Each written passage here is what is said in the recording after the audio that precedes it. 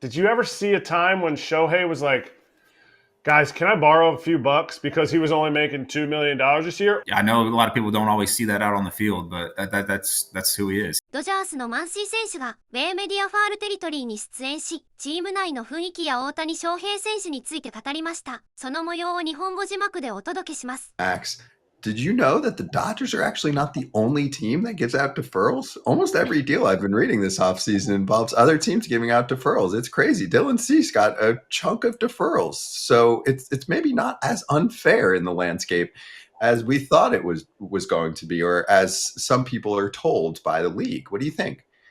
Yeah, I mean, every team's always been allowed to do it. It's not like we cracked some secret code. Yeah, like I said, every team's always been allowed to do it, and that's how it's always been. It's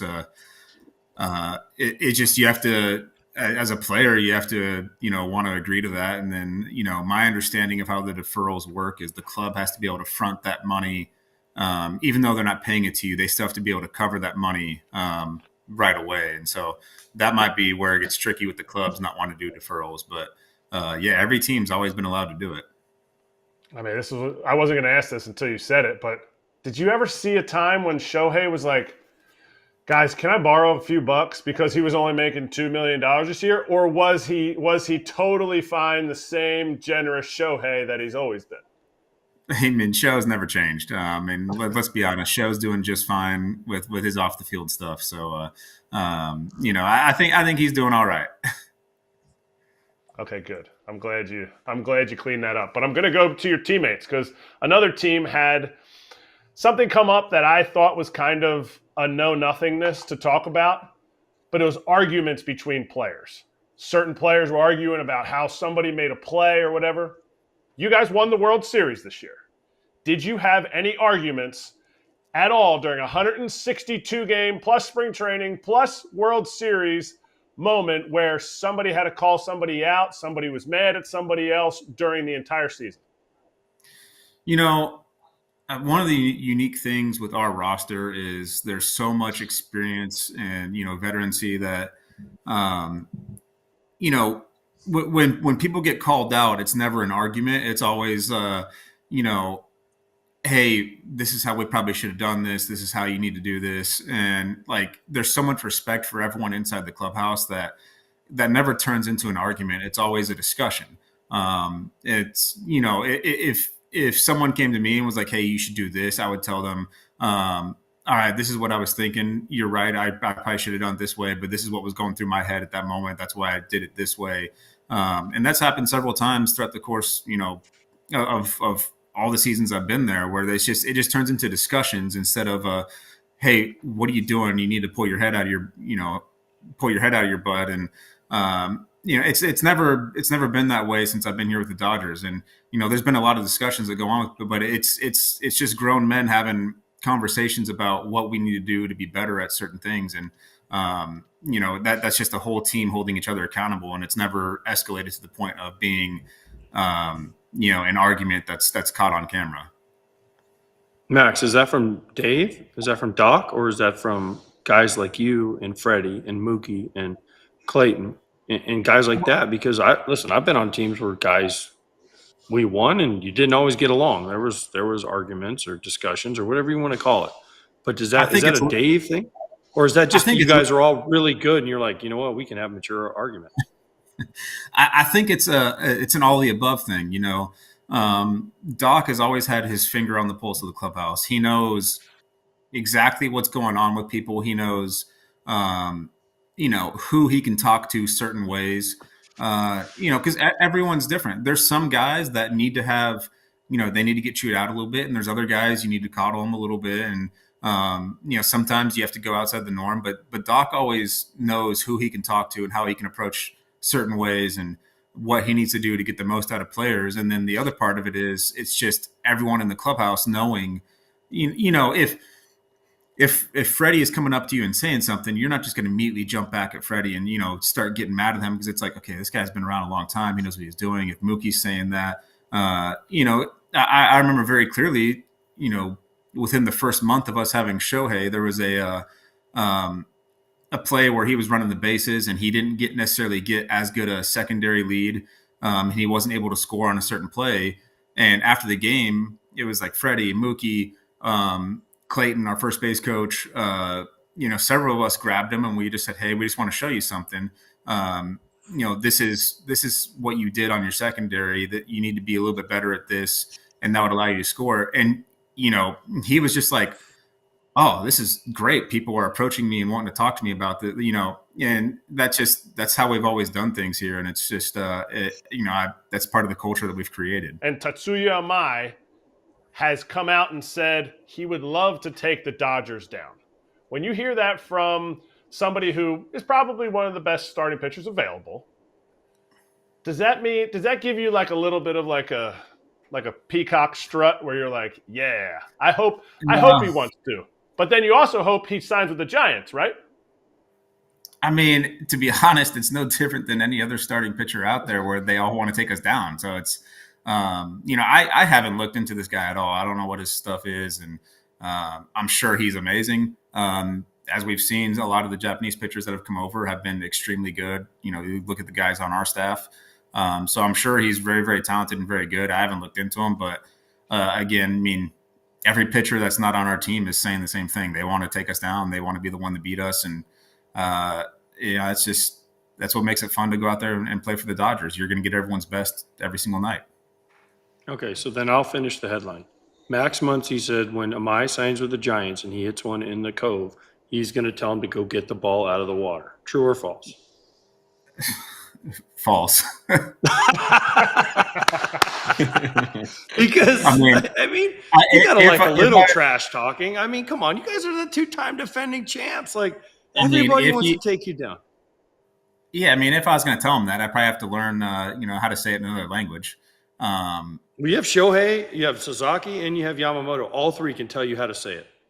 Yeah, that's also going to depend on if it's the 11:30 start and he's a little grumpy. So it's that's how it's all going to depend. Shohei announced he's playing for Japan in the WBC.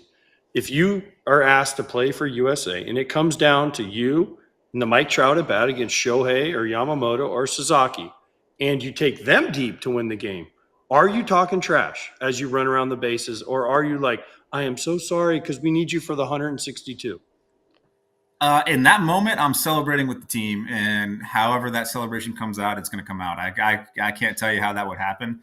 I will tell you that if that did happen throughout the course of the entire season, I would just throw little jabs here and there.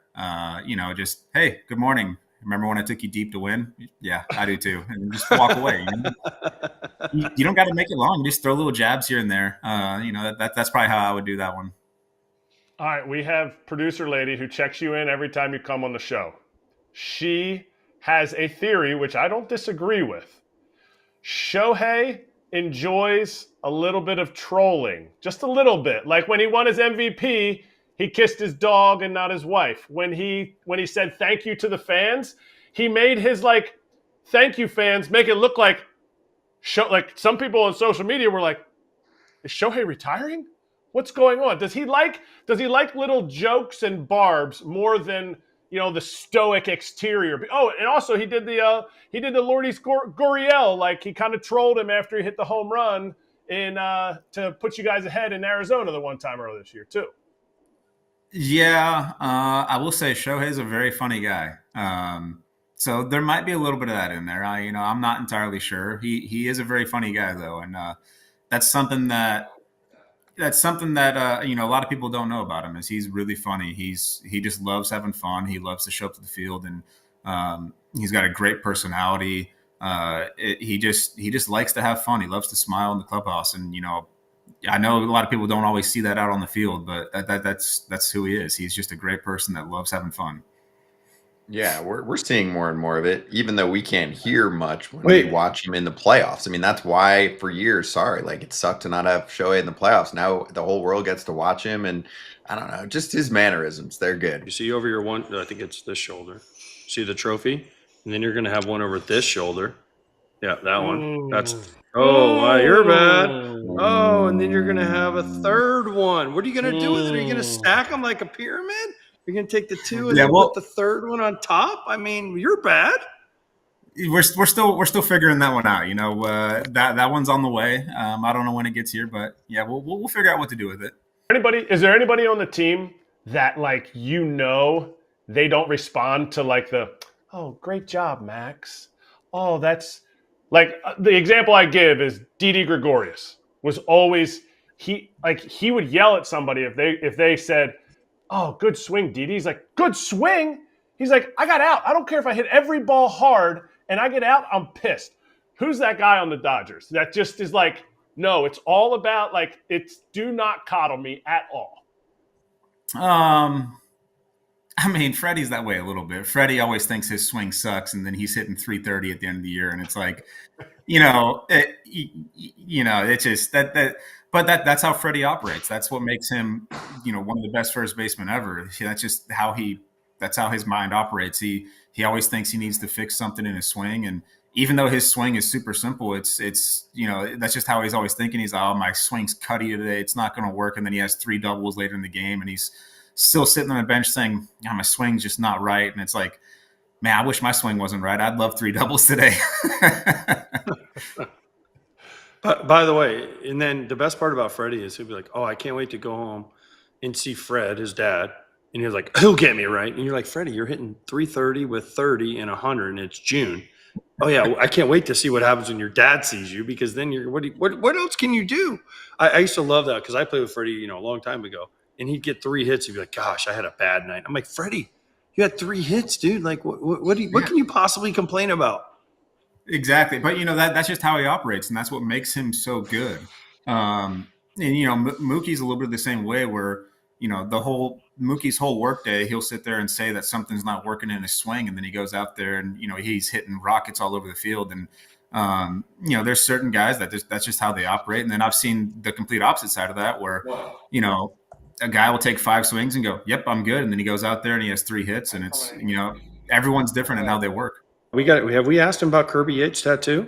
Were you there when he got it done? Were you there? Because he did it. I mean, he really went for it. Yeah. I mean, we were all there. You were like, when the needle was in the rear and he was getting it done, you were all sitting there. Yeah. I mean, it was, so Mookie had the party at his house. And Mookie had tell me Mookie had a tattoo artist show up at his house and do it in front of everybody, because that would be way better than Freddie trying to do I don't want to do the worm, but I'm going to do the worm again. There was a tattoo artist at Mookie's party. Yes. Yes. I don't know why I don't know if Mookie made sure there was a guy there, because these guys were talking about it when they were saying, when we won the World Series, we're going to get these tattoos. And, so I don't know if Mookie was making sure that they were there to be like, hey, you guys got to hold true on your promise. But, yeah, they got it done, and we were all there to see it. Epic. Did anyone else get tattoos, or they just had a guy there for Kirby? There was more tattoos. Yes. Nice. Okay. Some title. Wait, do you have any tattoos? Do you have any? No, I don't have any tattoos. I can't do needles, so I can't do that. Okay. Did you see, where was Freddie? Where did Freddie do his second worm? He did it at the party, and then the second one at the wedding. That was at Gavin Lux's wedding. Were you at the wedding? No, I was not at the wedding. My wife, one of her best friends, was getting married at the same time, and so we were always going to that one first. We told Luxy, hey, sorry, bud, but this is one of my wife's longtime friends, so we were going to be at that one. Okay, because I just wanted to know, like, were you pushing Freddie to do the worm? Because remember the first time he did it, and the second time he's like, no, I don't really, no, if you guys must make me, I think with that, it depends on how much fun Freddie's been having at the party. True. Okay. Exactly. It was a wedding, so I'm sure he was having a great time.